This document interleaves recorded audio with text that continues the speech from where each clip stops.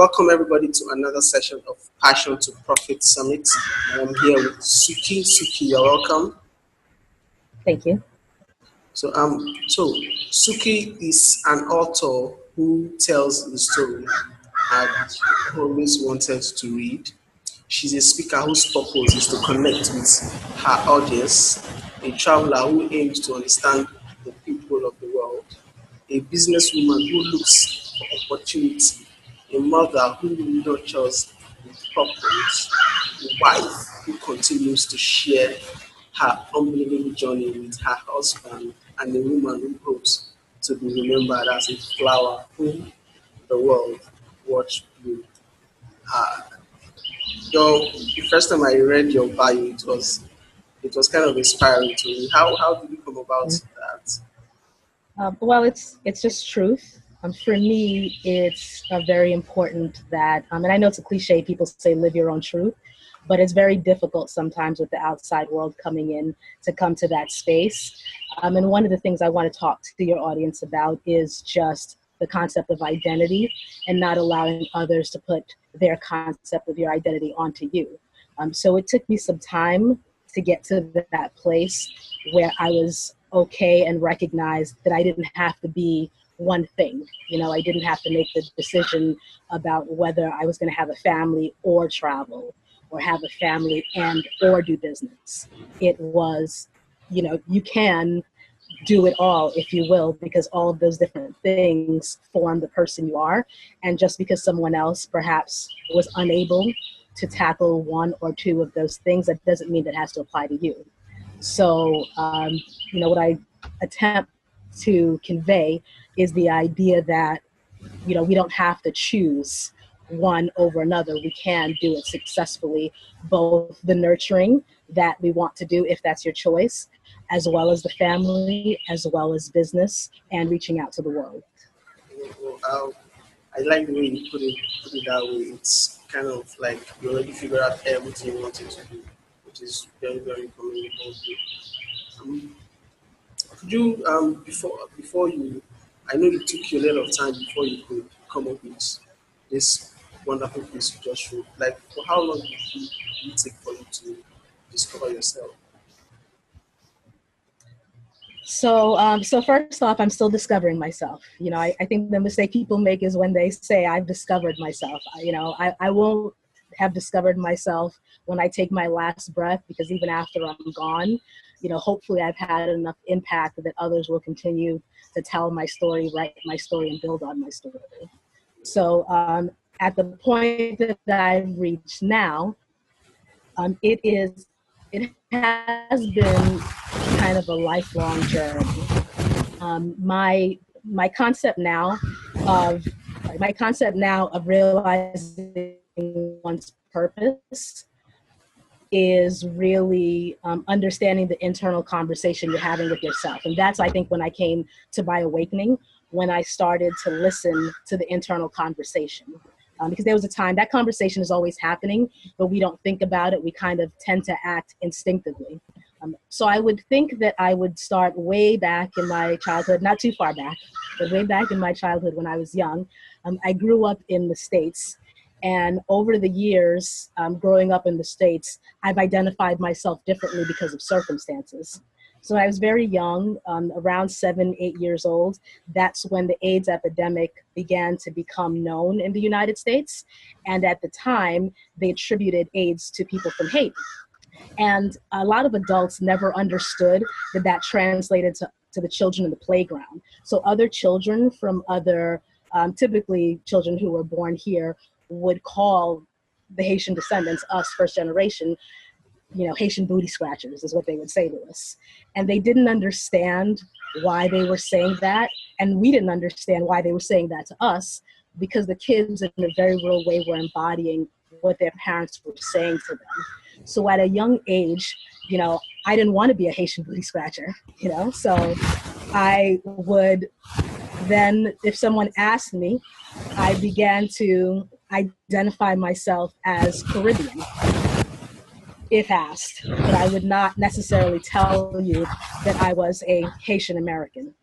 And I went through that period of time, when you go through the teenage years, again, when you're letting other people identify you. So when I got to my teenage years, I actually moved to a town that was predominantly um, the descendants of Haitian parents. So most of the kids I went to high school with ended up being Haitian American. And so we kind of developed a pride, if you will, of being who we were. So that's when I kind of started saying, you know what, this is okay. And I started to understand a little bit more about the identifiers that people wanted to put on you. So you would look, you know, one thing that happens in the United States often is they always want you to identify yourself. And on the sheet, there's something that says African American. And from a young age, I always thought this doesn't even make sense, right? Because I mean, if either we're all African American, because that's where they say that the people started, or if we're saying that African American means a pretty direct descendant, then that doesn't quite qualify for me. And in the case of this country, African American actually means those who were brought over hundreds of years ago and were enslaved and then ultimately brought into the society, or pushed their way into society, if you will. So that concept didn't apply to me for two reasons. One, that wasn't the case. Obviously, my parents came from Haiti, but two, there is a certain idea that comes with identifying with different cultures. When you identify, there's two options that I had. I could either identify as someone who had been enslaved and then oppressed for hundreds of years, or I could identify with, if I decide to identify as a Haitian American, I could identify with the country who first, you know, got rid of slave masters, the country where people rose up and decided to self-determine. Being a teenager, self-determining felt better, obviously, and I embraced the identification, if you will, of Haitian American.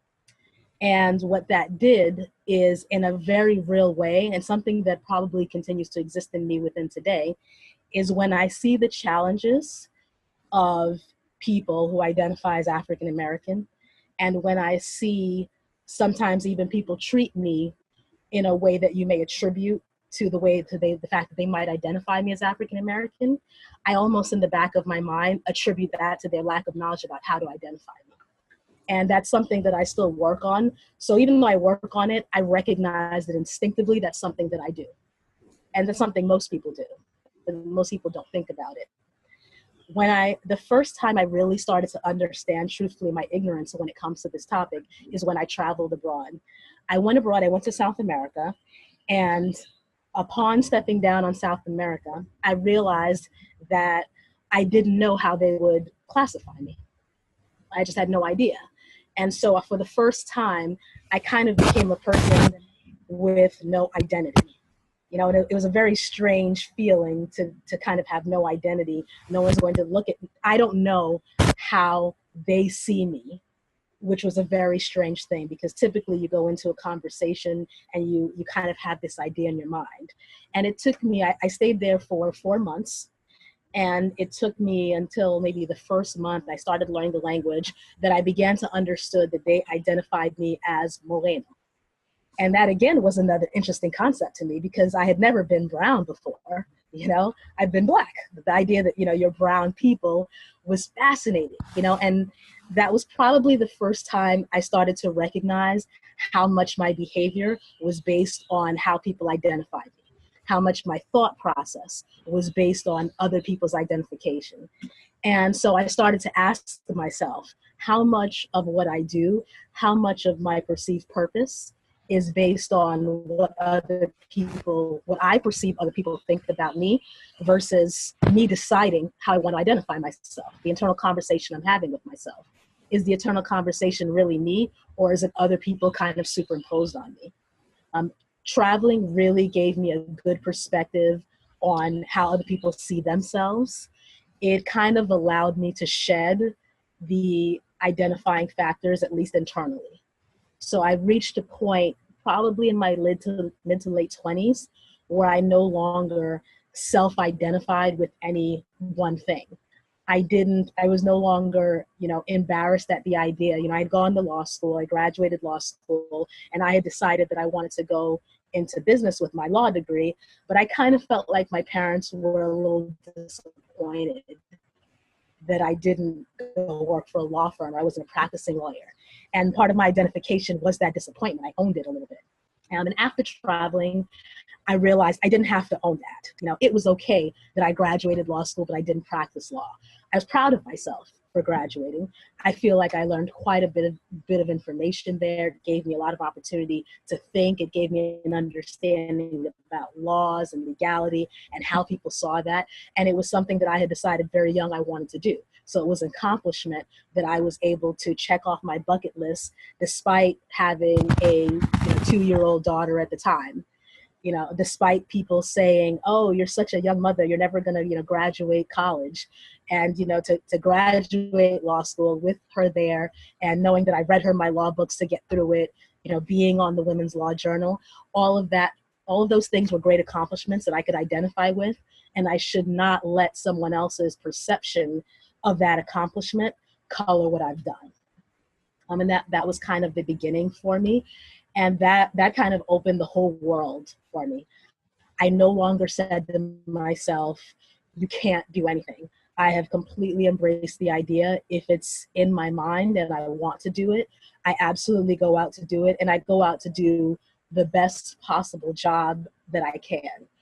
Who I am is literally where I am at the moment. Right this moment, who I am is someone who hopes to share my story with your audience and hopes that someone hears my words, gets something from it, and it positively impacts their lives. And it inspires them to go positively impact somebody else's life. In about 3 hours, who I will be the mother of a sick child who I've got to snort the things out of his nose because it's been running all day. And, I'm going to have to give him all the stuff and it's going to be mommy. And it doesn't matter if I yell out business call, he's going to be talking in the background. That's who I'll be in about 3 hours. And both those people are still the same person, but they don't completely identify, the whole of me. And like I said, that's kind of what I really want to impress your audience. I think we get so bogged down in the, you are this, you are that. I'll tell you a story that's probably even embarrassing, but I'm happy to share it with the audience. So for a long time, I understood obviously that there are different countries in Africa because everybody understands that. And so I understood that people were Nigerian or they were, South African, etc. But I was watching a TV show and a gentleman said he was of mixed race. And I couldn't understand what he meant. I was like, I don't even understand what that means. So I keep watching the show and he talks about how he's from 2 different tribes. And it completely boggled my mind that was an identification. Like I did not understand that being from different tribes could also be classified as being from 2 different people, if you will. And that's why I tell you that I'm always in a space of discovery, because I know when I go someplace and I talk to people, I don't really understand their identifications. I don't understand the history of why they might treat each other the way they do. I don't understand all that history that governs their actions and why they think the way they do. So the only thing I can do is stop, listen, and attempt to learn as much as I can, understanding that I'll never know it unless I walk in their shoes. So the best that I can do is kind of keep an open mind and understand. So it's always a very interesting concept to me that how much I don't know, but I am willing to admit it, even to myself and obviously to your audience now, and just kind of continue striving to learn and understand that as part of, the identity. So that was a very long-winded way to answer your question, I think, but hopefully it gives you a sense. Yeah, I guess that if we should give you enough time, you would really, really talk about everything. But thank you for making it I brief appreciate that. for us. There was something you mentioned that you had to have an open mind to everything because many people out there they have a myopic mind. They are not willing to open their mind to learn new things. I guess that really also made an impact to you, having an open mind to learn from different places. Yes, that's pretty important. Again, I actually credit law school for that. When I was there, there's the concept that to be a lawyer, you had to understand everything. You had to know that you didn't know everything, but you had to go research the different subjects. And my father has always told me growing up, it's a thing he's been saying to me since I could remember. It's not a shame not to know. It's a shame not to know where to go to get the information. This is exactly what he's been telling me forever, and I've always embodied that. And that's why I love the internet.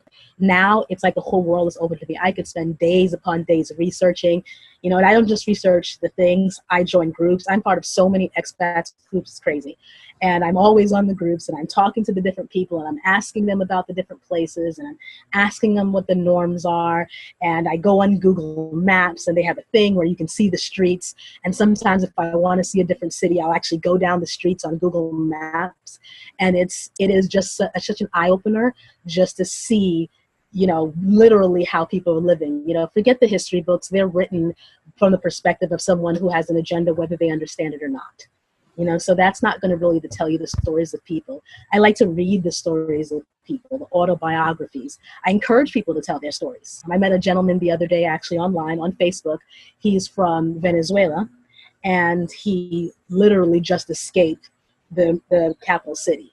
And he went to Colombia, and he was on the forum, and he was asking if anyone could offer him a job, and he understood it was illegal, but he really needed to work because he couldn't go back to Colombia. He's 19 years old. I said it was, but he is. He's 19 years old.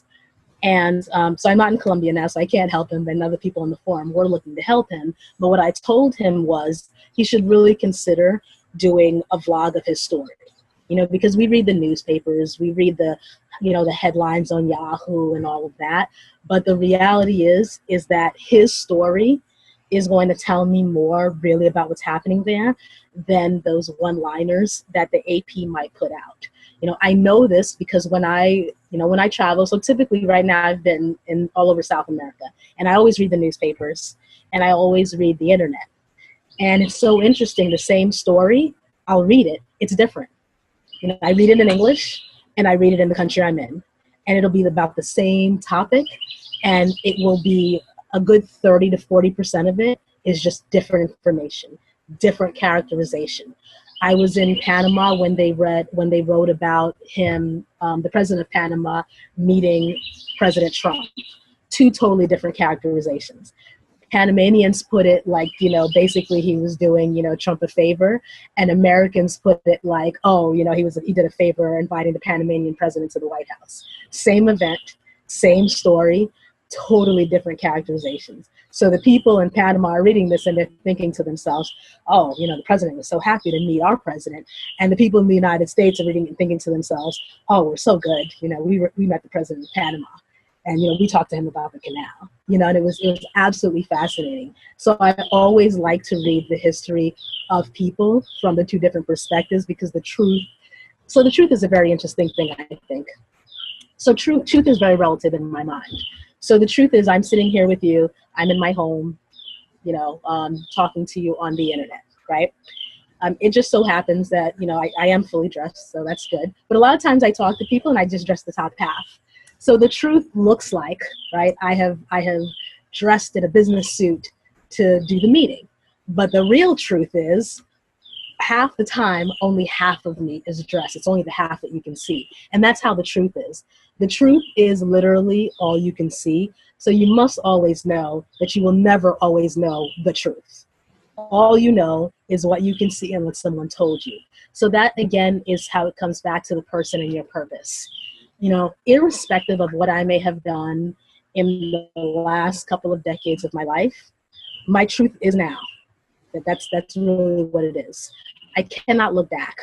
So it is never too late, if you will, to begin to understand. And that's what I kind of mean by an open mind too. Never say it's too late. I can't do it because I haven't, or because everyone will think I'm crazy. You just kind of have to leave that behind.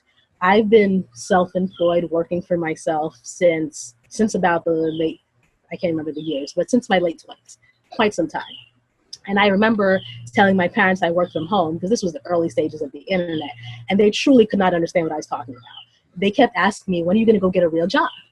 And I kept saying, well, if a real job is something that pays you money, I'm doing it. you know, that this is happening.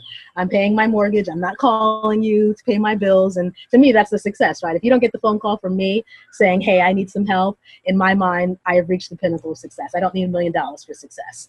And they were just like, you know, they just kept asking me and asking me. And you know when they stopped asking me? They stopped asking me 2 years ago when my brother's job let him work from home. And it suddenly was like, oh, okay, people work from home. She's not crazy. You know, she's not this person who's like all, you know, off the wall. So I let the world catch up to me. I travel with my kids. You know, they think again, you know, oh my goodness, kids traveling, they should be steady, they should be in one place, et cetera, et cetera. So I read an article in the paper a couple of days ago about how parents are really trying to do immersion with their children, show them different parts of the world. So the world's catching up to me. So I just need my parents to read the story and then I'll be okay again. So the truth now, you know, has changed, right? The truth used to be, you know, I don't know about her, you know, this whole working from home, we don't even know she's working, to now it's, oh yeah, it's perfectly fine. You know, so the whole idea of truth is very important. But I will also say one other thing. It has been very easy for me to embrace the different parts of myself probably because I go so many different places. When I go to a new community, they ask me who I am. I can tell you about my business. I can tell you about the writing I do for people. I can tell you about the project management I do for people. I can tell you about the book I'm writing. I can tell you about my law degree. I mean, I have a whole host of options, right? And I make the decision about who I'm going to be at that place. And for some people, it's not so easy to be the person you want to be where you are. It's very, very difficult. When you live on the same place, same block, it is so hard for other people to see your evolution. They still want to talk to you as the person they knew. They still want to deal with you like the person they knew. And sometimes you just have to go away for just a little bit, you know, and come back and be that person that you want to be. Sometimes if you can't leave where you are, maybe it means just changing your wardrobe. You know, it may be from the, you know, if you saw me back in the, I won't date myself, so I won't tell you what year, but if you saw me when I was a teenager, I used to wear these baggy pants and I had this Bulls jacket and I was listening to songs like, you know, Gangster, We Won't Say the Second Word, you know, and all this stuff. And that was just a totally different person, right? I was determined to be the coolest person ever. I used to have this fabulous ponytail where I pulled my hair back, and I had fake hair with the mane cascading down. And I loved it, you know. And I was like, oh, this is the best thing ever. And I kind of went through an evolution. So, you know, I'm very different from that person now. I don't eat meat. I'm a vegetarian. You know, everything for me is pretty natural. And just making that change, when the people who knew me then see me now, they don't treat me like they did then, because just seeing me, I'm like a totally different person. They could see in me that clearly there has been a change. And so they allow me now to tell them who I am now. You know, so if the impediment to change is other people, um, people at the end of the day, we're all psychological beings. When there is a physical change and a visual change, we are more apt to accept another change. And that's how you can kind of start to change people's minds about you, just by doing something as simple as changing the way that you dress, or changing, in my case, you know, what you do with your hair. That can begin to move them toward treating you the way you want them to treat you. How did you discover your passion? So how did I discover my passion? So I don't know if I would use the word discover, because for me, passion is more really putting 100% in what it is that you're doing, you know, and kind of going with the flow of life, if you will. You know, so I mentioned to you that I'm in the process of writing a nonfiction novel, and it is about an expat, obviously something I have some knowledge of, who, you know, goes to a community and there's a murder, and she decides, very much in the line of murder she wrote, if you will, that she wants to find out who did it. And she goes through this whole process of talking to the different expat, and different things happen to her, but that are very specific to the expat community. Because there's certain things that happen to you as an expat, and certain experiences that you have living in another country temporarily that are very unique to your living in the country temporarily. That I could only write that book having had the experiences that I've had, right? Because I can't really tell you what it is to be an expat, really, and some of the things that you take for granted, depending on where you come from, you take for granted in another space in another country, unless I have experienced it. So I tend to go with what it is that flows naturally for me. I have been writing since I've been young. Again, I have to attribute this to my father. When I was young and we would go on vacation, he would make me write a story about the vacation. So I'd have to write this, so I didn't even know if I wanted to go on vacation, because it was like, okay, I did go, but when I go back, he wants 2, 3 pages. And as I got older, 5, 6 pages. And I always had to write about where we went. So I've been writing for quite a long time, forced, admittedly, as a young person. But then as I got older, it became more enjoyable. I've been, I was kind of one of those kids, my parents would say, it might be America outside the door, but it's Haiti in this household. So that meant there was no going out, there were no phone calls, no friends coming over. My first party was in college. It just didn't happen. And I was just grateful, actually, that I graduated high school early. That was the only thing I would count off for myself. I'd be like, okay, at least we got 1 year down. So I read a lot of books as a kid. I read the whole Nancy Drew series. I read all of Stephen King's books. I mean, the books are still in my parents' house, just lines and lines and lines of books. I lived at the library, read tons and tons of books. And I always played a game with myself, which was, can I figure out who did it before the end? And if I figured out who did it before the end, I counted it as like a win, how early I could figure it out. And I still kind of do that. So that it was kind of that brought me to where I am now.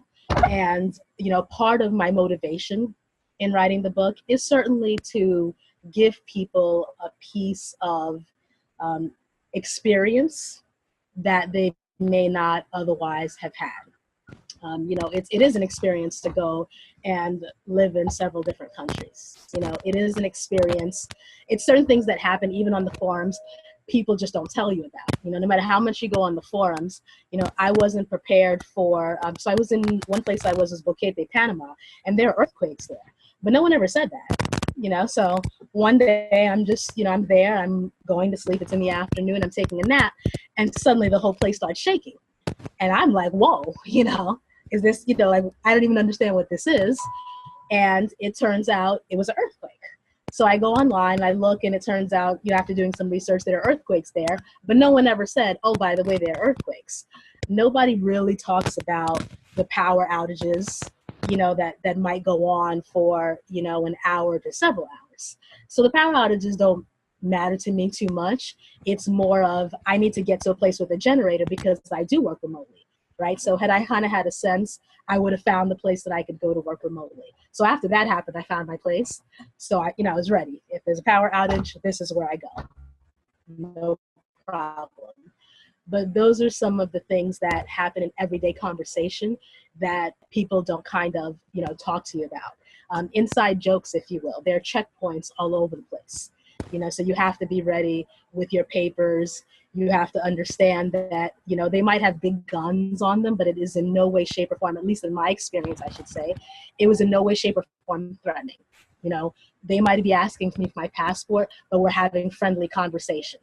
One of the things that was interesting to me was just, again, perception.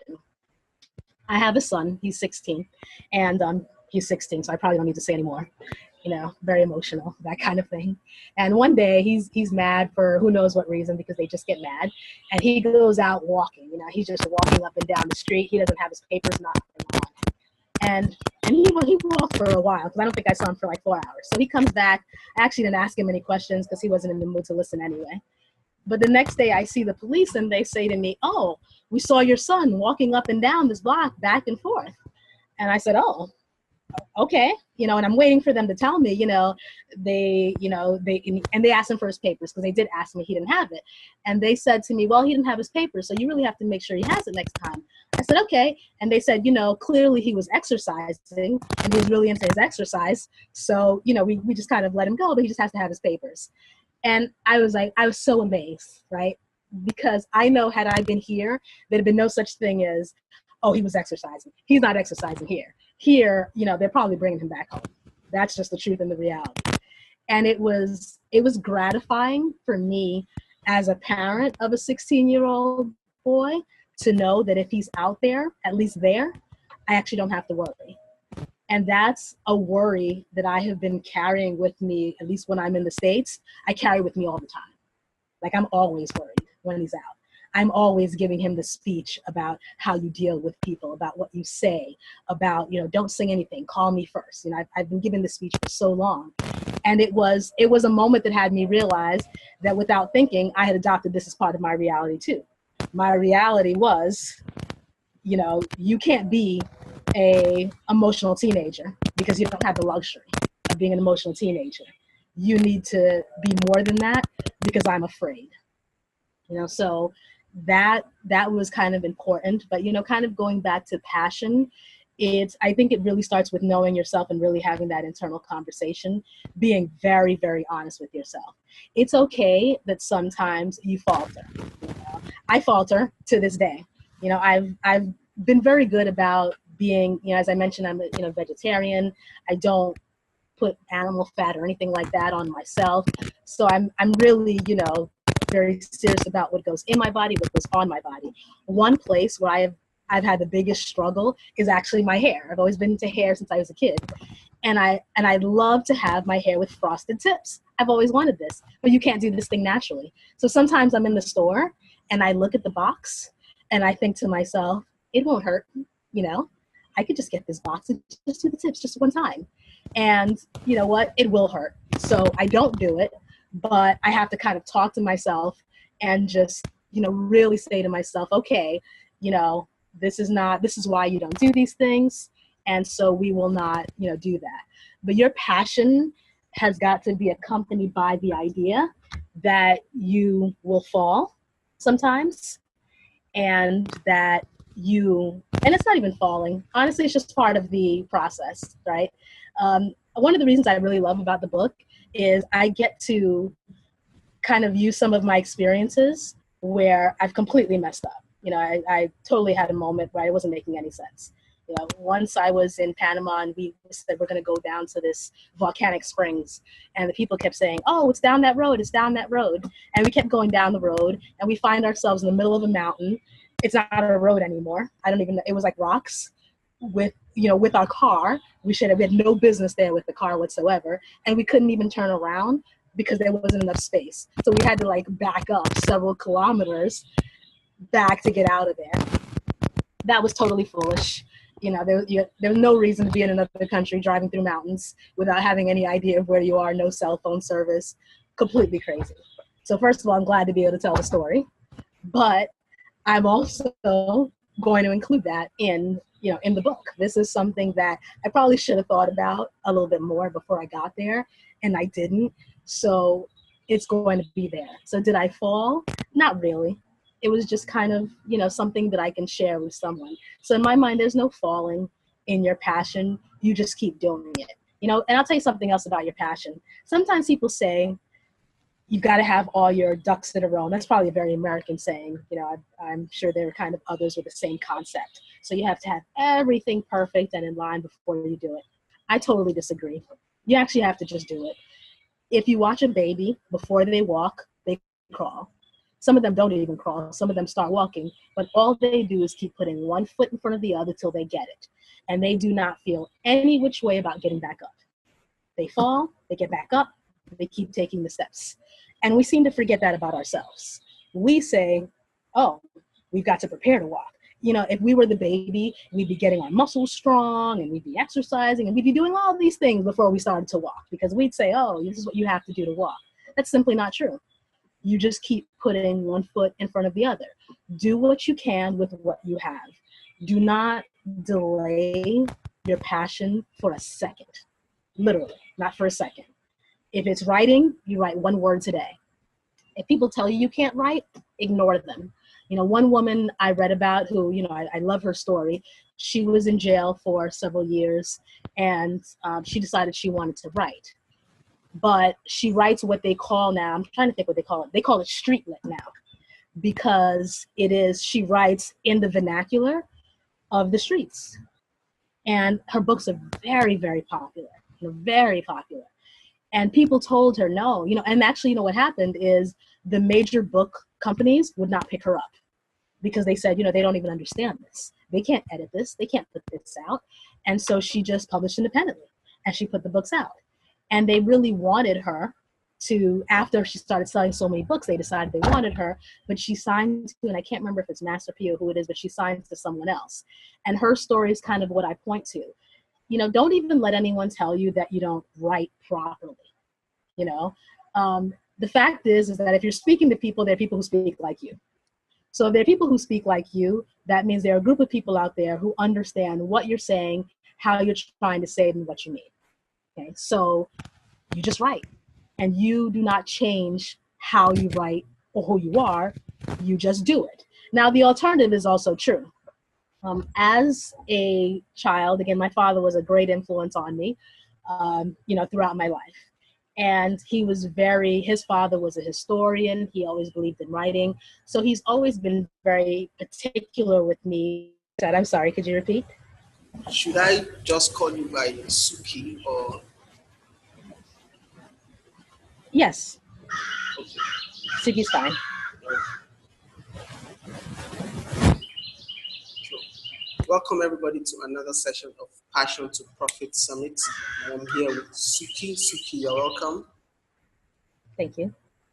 So Suki is an author who tells the story and always wanted to read. She's a speaker whose purpose is to connect with her audience, a traveler who aims to understand the people of the world, a businesswoman who looks for opportunity, a mother who nurtures with purpose, a wife who continues to share her unbelievable journey with her husband, and a woman who hopes to be remembered as a flower whom the world watch bloom. Uh, the first time I read your bio, it was kind of inspiring to me. How did you come about that? Well, it's just truth. For me, it's very important that, and I know it's a cliche, people say live your own truth, but it's very difficult sometimes with the outside world coming in to come to that space. We don't have to choose one over another. We can do it successfully, both the nurturing that we want to do, if that's your choice, as well as the family, as well as business, and reaching out to the world.